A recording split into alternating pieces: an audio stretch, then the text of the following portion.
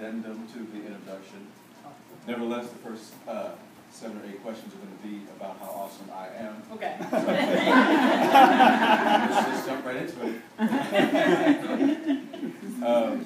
Before we started, we were just kind of sitting here. You said, I'm nervous. Yeah. Well, one, I'm always nervous on Red Stories Day. Always. For the last 4 years, there's never been a Red Stories that I was like, yep, this is going to go flawlessly. Like, I never do that. And it always turns out it always turns out great, but I'm always nervous on Red Stories Day. I am in a particular nervous space in my life where I'm nervous most moments of the day. And, you know, sometimes my looking good gets in the way, like, not my looking good, not me looking good, but my wanting to look good, my wanting to answer the questions correctly. I want to sound crazy. All of the voices that are not my friend that are running through my head. Well, the most important part of this is that there aren't any wrong things to say. Yeah.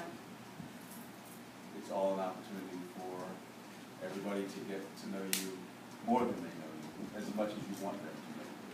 So, you know, you set the boundaries that way. They won't. It's really up to what you want to say. I got that.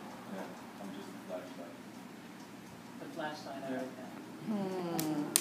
And you know, it's like, I know this, but I'm traveling with another person that lives inside of me that is constantly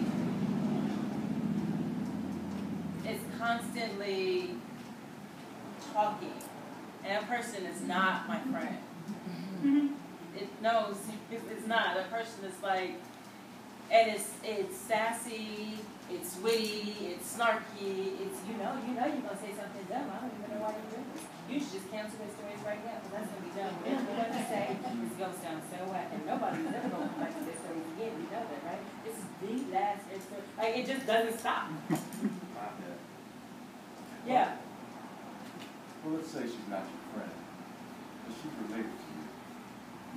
Yeah. So talk about that. How she's related to me. Yeah, she's not your friend, but she's family.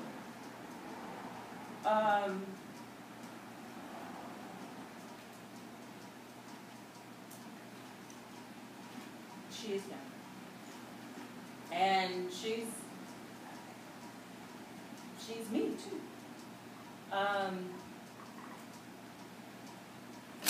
I live in a space sometimes and lately where I do a lot of hiding.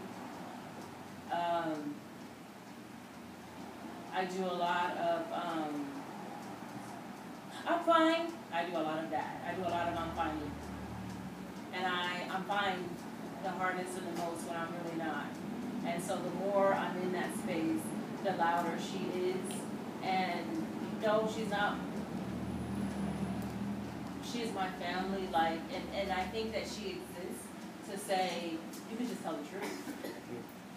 You can just tell the truth. I'm not going anywhere. I don't know if that answers the question, but that's... With that in mind, another way of telling the truth is telling stories. Even if those stories happen to be fictional, there's a truth in them. So why storytelling for you as an outlet, as a thing? Storytelling, because stories were my first friend. Yeah, stories were my first friend. And I was as a child, I always kept journals. And my journals were called My Famous Stories. Judge yourselves, judge all of you. Judge all of you. But my journals were called My Famous Stories.